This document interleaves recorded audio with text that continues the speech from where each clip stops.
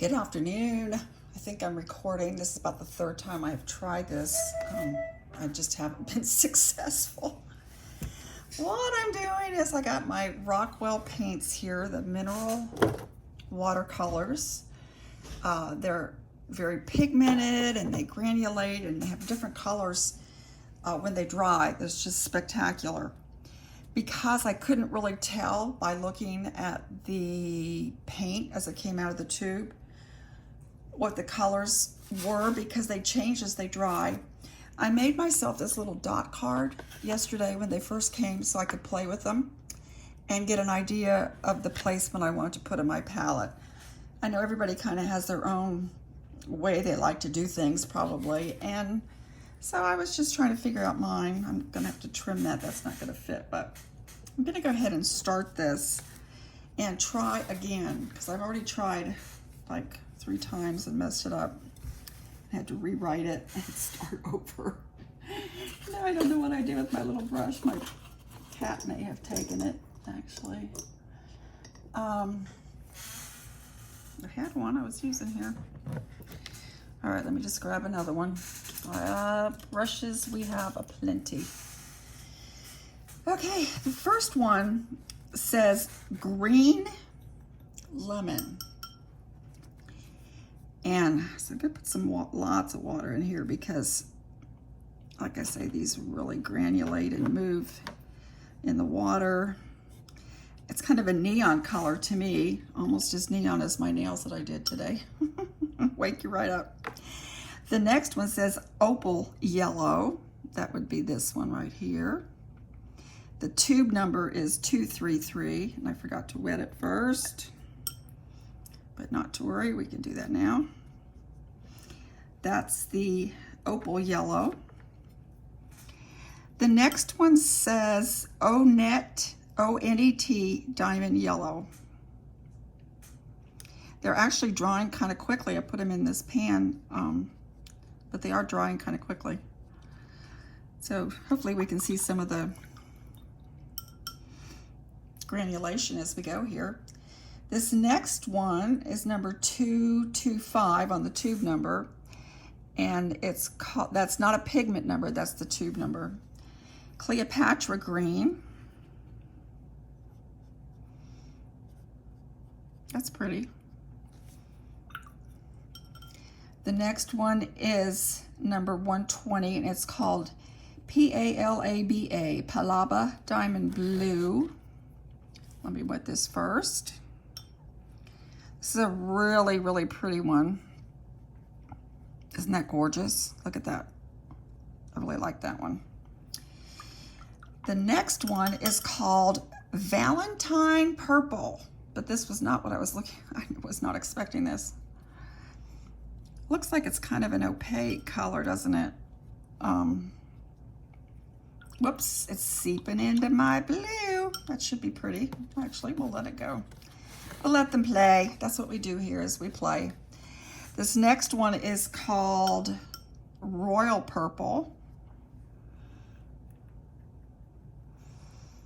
And woof, that it is. Wow. These have a lot of pigment. So this is just really pretty.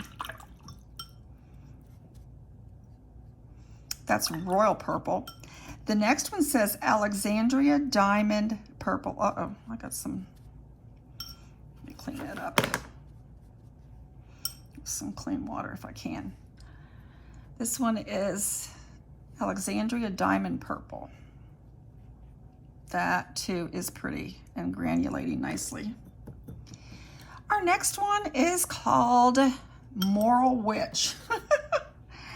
Oh, that's a strange name. But anyway, here we go. Here's the clean water.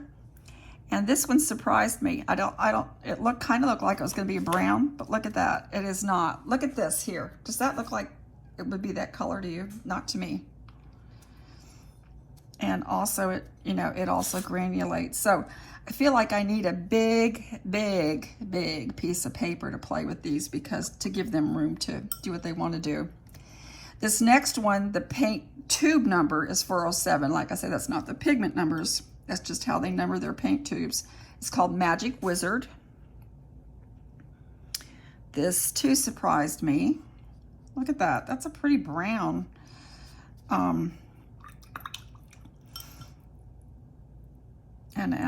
Yeah, look at that. That's really pretty.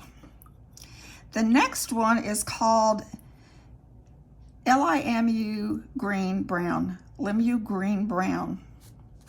Put some clean water there. And that's this one right here. This is also very pretty, granulating.